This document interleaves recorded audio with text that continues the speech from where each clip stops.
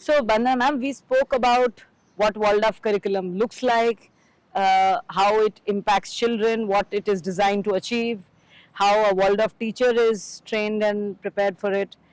Uh, let's come to a little, let's talk a little bit more about the tools of Waldorf education. So, there is no textbook, there is no smart classroom in the digital technology sense.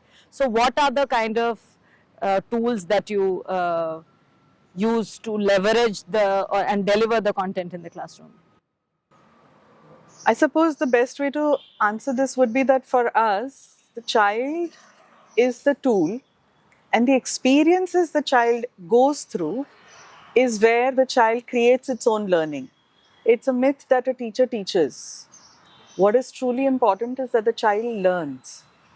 Experiences that as a school we put together, as a teacher she puts together to deliver a concept, to enliven a concept, make the child intrigue and question what is happening and come to its own understanding and conclude is the entire process of learning. So, this classroom methodology is a tool, one of the things which can address as tools. But apart from this, again and again, if we are saying that learning cannot be one dimensional, it has to be multidimensional, then what we do is we complement that learning space through other types of experiences which go parallel and hand in hand. Like there could be, when the child is learning something as geometry, gymnastics gives a very good insight into the geometry living in the body. At the same time, it is physics also. So, any subject cannot be learnt in isolation. It has to be many complementary components coming together, which co creates that understanding. And that is where Waldorf education is wholesome in the sense that right from singing to painting to all the other artistic elements also, they come together and they help the child in learning. Like when they learn light in a certain class, like 6th, 7th standard or something, at that time the physics concept is complemented with art teacher bringing in shadow and light. That goes into charcoal drawing. So can you just see how these things come together to bring a concrete understanding for the child that yes, there is a concept that the teacher is giving me. I work with my body, I see it happening, but then when I come into artistic elements, the fine separation of where the shadow ends and light begins is creating another way of looking at the same concept for the child. We are all very differently wired. We don't know what works for you and develops your intelligence, what works for me and develops my intelligence. The multidimensional layer is the only assurance we have to ensure that everyone is not just learning what they must, but also augmenting it to their individuality and uniqueness. So the dynamic learning timetable that we have, the subjects that we integrate, the way in which these subjects are put together, everything is very scientifically put together because we understand the science of the growing child's mind, the learning cycle that it is. Everything is put together into this. Makes sense. So, what I hear is there is art, there's nature, there's handwork, and other elements that are used to create this experience for the child, right? So, if I can just add one more line, we do not say that art is extracurricular, it is curriculum. So we cannot separate a standard, if subjects are to be categorized as the STEAM subjects or whatever as we understand it, we cannot separate art from that. Because learning itself is an artistic process. So, all of these subjects, or rather methods, are intrinsic to the curriculum. Would you say that this is the a principal difference between how subjects are taught in a mainstream school versus a Waldorf school? Fair enough.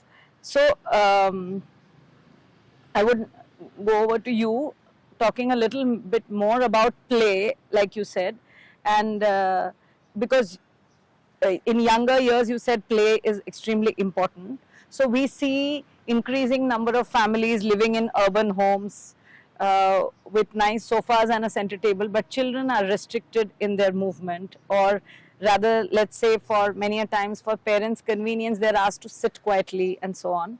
So what happens when they're not allowed to freely jump, roll, move and do things that they're naturally found to do? How does that impact their development, and what challenges could perhaps arise in the development of a child if that's not taken care of?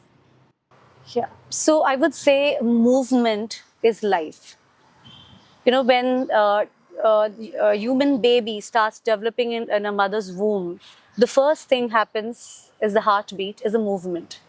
And also on this earth, when the first life started developing in water, the one cell started moving. So we human have this memory in our cells. We know how the evolution happened on this planet. So one day, the animals or creatures which were there in the water, they saw the outside world and they started moving out of water. And the first thing they did, the animals they did, like they started lifting their head. And you will see the similar kind of process is being followed by young children. When the babies are born, the first thing they do is they flip and they lift their head. And then animals which were actually were on the uh, like they were crawling, and so I would say slithering, sorry, they were slithering, and then they realized that I wish we would have limbs. And so they started developing limbs and now started using their limbs for the movement. And you will see 3 year or 4 year month baby, they now stretch their limbs and they come forward with their limbs. And then these animals, now they had limbs. For a longer time, they were crawling and their belly was rubbing on the floor. So they decided, oh, we want to move away from the earth. And so they started lifting their body and started crawling on their four limbs. And similar pattern you will see in young child who is like around 5 to 6 year old. Now they start moving themselves away from the earth. They come into the sitting position. Now they look around, everybody is like, all the humans are walking and they are like, they're walking on two limbs. And so they start touching, holding, gripping. And one day, it is very hard to come into, horizontal position to completely into, coming into vertical space. I mean, we all understand that gravity on this earth pulls everything. Imagine to push that gravity and stand into upright position itself is a very, very difficult process which child goes through. So the movement actually lays the foundation for learning. And so gripping and even holding and even climbing, these all are gross motor skills which nobody is actually giving instruction to the child that you do this. Child is just following the beautiful evolution pattern on this planet. Many a times I hear parents saying that, oh, मेरे बच्चे ने crawl नहीं किया, सीधा चलना शुरू कर दिया. I often correct them. Imagine creatures, those who used to crawl and they come into an upright position. How many years process is this? So that many years process your child has missed, and it is very important milestone. And so in world of preschool, when we give them free movement, children, they know that which are the movement which they really need to work upon. And they sometimes they do it very naturally, climbing on trees, crawling here, and even crawling there on the ground, and even sometime in the play. So some of children are they pretend they're dogs and cats, and they crawl exactly the way the cats and dogs play. And also this is something happens naturally. And during our circle time, we also have planned movements. So before parents, when they send the children to school, we actually go for home visits where we ask child's entire history and understand how child was born. And when we know the child is a cesarean child, then we understand, oh, the child needs more movement because the child has missed very important milestone of his life, coming out of birth canal is like so many reflexes have been, are being developed. So child has missed all these reflexes. And so during the morning circle, we try to bring all these reflexes and the movements which we capture during morning circle, where we bring the movement where they need to lift their head, we need to bring the movement where they're using their limbs, we actually ask them to crawl, and we do a lot of jumping and like skipping activities, and lot of songs where children need to do this and walk. Now in this position you cannot slouch, you are just upright. This uprightness is only available to human beings, and that is our effort, that we need to maintain that uprightness. And this is the this is how the morning circles in Waldorf schools are planned. So the movement is not movements, but these are evolution movements, and every single evolution movement is very, very necessary and important. That sounds very, very nourishing and wholesome. Does this have an impact on structured play and sports in the later years? And how does sports as a vertical look like in a Waldorf school like Shishya? Yeah, so formal sports actually in the lower years begin with movement. So movements actually help child's body to pursue formal sports in the later years. So we begin with the movement which I just shared, and then the movement and play go hand in hand. It's something happened naturally, something we are doing, and teachers are planning for children. Now, we begin with very simple games when children start understanding instructions. The first 7 years, we work with gravity and levity. Lot of movements with sitting down and standing up. When you play with children, children, they love this song, Ringa Ringa Roses. And we know that in Ringa Ringa Roses, we sit down and we stand up. And children, they love that, love doing that. So this is something very naturally available where in first 7 years, we work with gravity and levity, and lot of games which there are one direction movements and there's a lot of gravity and levity. Then 7 to 14, our body gives indication that children, they start losing their teeth. That means they are now, if you see in nature, animals which they have very prominent first two tooth, like for example rabbit and rats, and how they just cannot sit at one place, they keep moving from here to there. And so similarly in grade 1 and 2, we bring games just like for example cats and mouse games, which is they are feeling in the body. We bring that through games, and now their instructions are through stories, not direct instruction. Children are still not ready for direct instruction. And all games are group games. They are still not, we don't separate them that you are different. And naturally these games happens. And here from 7 to 14, the focus in forward and backward plane. Lot of games where children go forward. If you remember when we were young, we used to play red signal, green signal, and the minute somebody say green signal, we would run. Red signal, we stop. So something like where there is a lot of forward and backward things involved. When child is now in grade 3 and 4, now we introduce fraction in grade 4, and we bring games where now there are two teams. Like for example, dog and the bone. This game we bring where we have two teams, and there's a ball or a cloth kept and numbers, and the children, they come forward. Again, this is, can you see forward and going backward? And also in fraction, you are now divided into two teams. And then and again, during this time, the children, they have these canines, they start dropping, and they actually, the consciousness among children are just like cats and dogs. And we have these games where they love to fight. That does not mean we allow them to fight, but we have games where now we draw a circle and they come and they push backward and forward.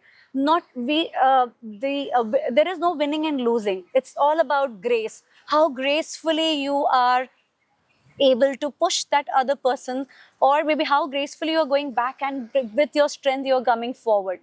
And then age 10, when child is in grade 5, when they learn about civilization, that is the time, now first time we introduce games which are quite individual games, where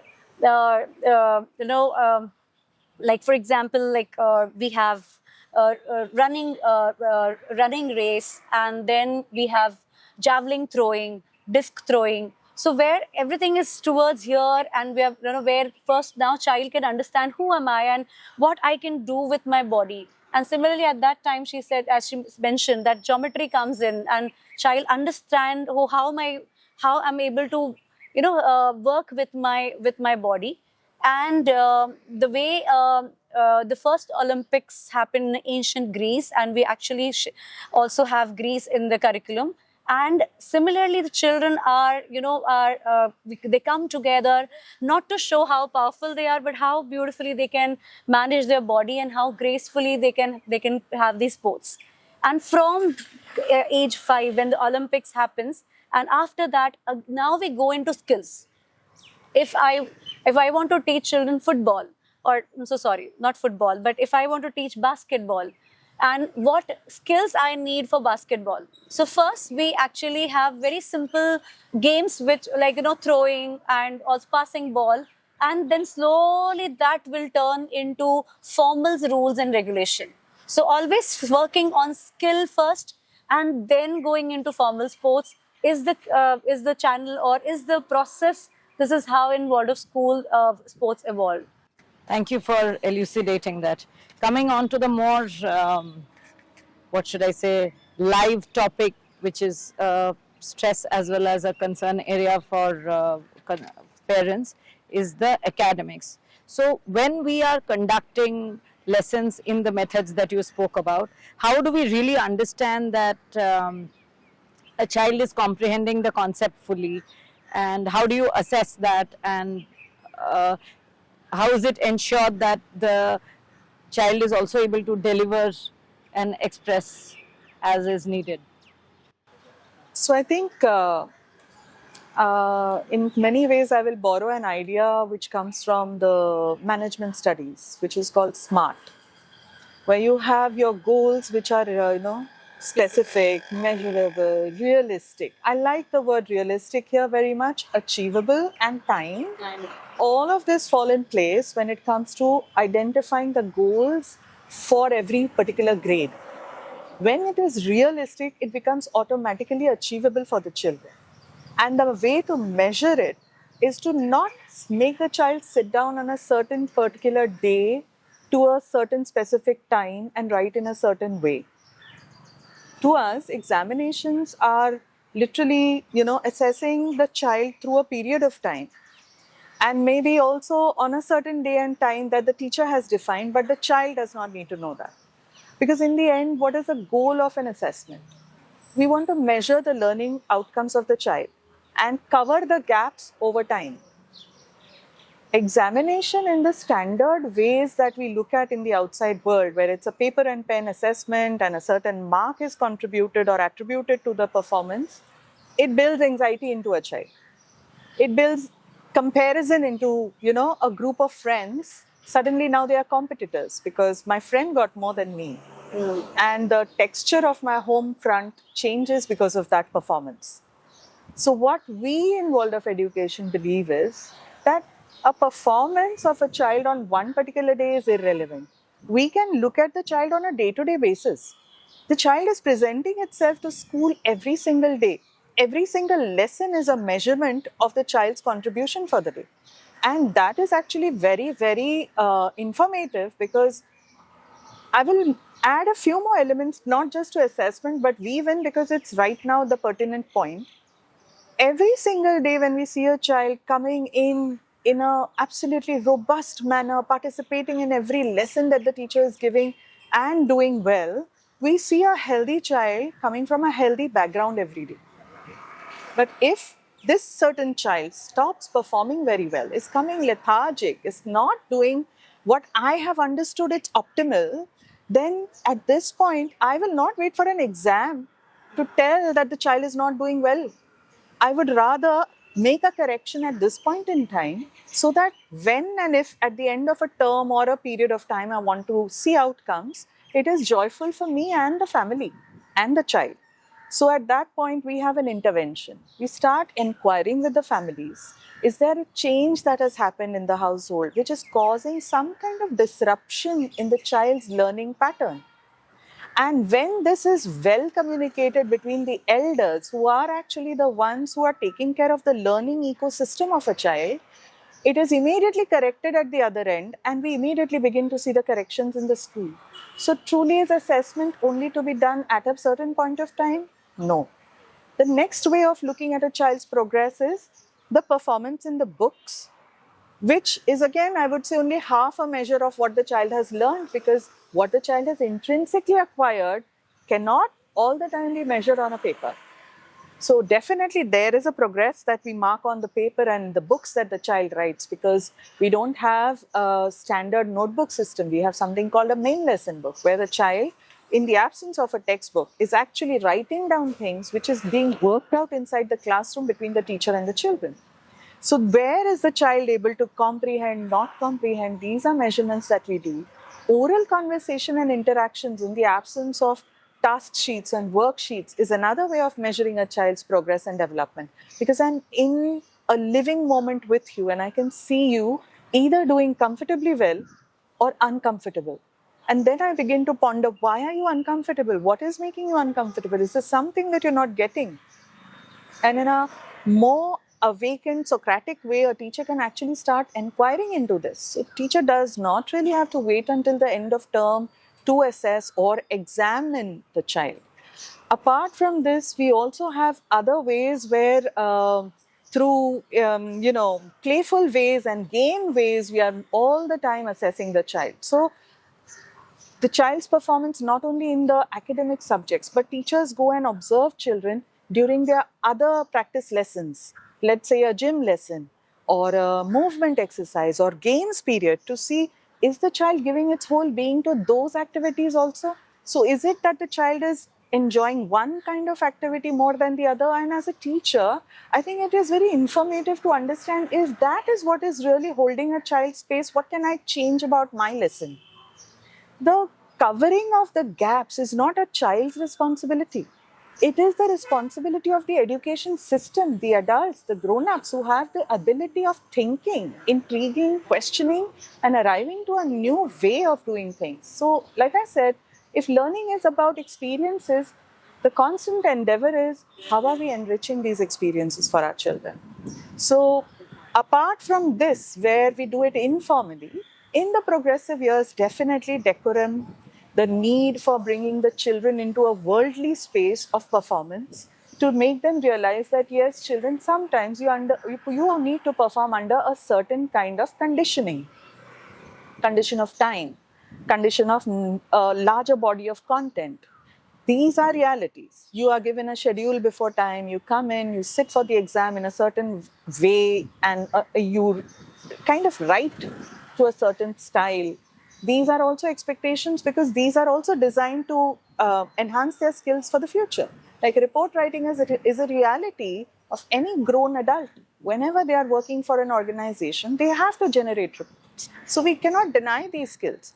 However, at the same time, today I think even our national education program has opened up to the idea that assessments need not be just paper and pen.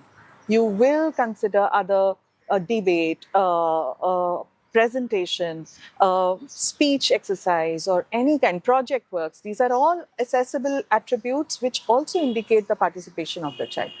One very unique thing we do for our students across the grades is, when homework is assigned, when worksheets are sent home, we tell the parents, you will not sit with the child. And why is that? That is because if you help the child solve the answers and the child comes with a worksheet or task sheets which has all the right answers, as a system we fail to know where the child did not learn, what were those gaps. But when a child comes raw, these were the ones which are done, these have gone wrong. A teacher has a measurement of where is that the child has not connected with what I was teaching. How can we change that? So I think measurement, assessments, examination to our way of teaching and learning is not about a certain day and a certain report. It's qualitative and quantitative.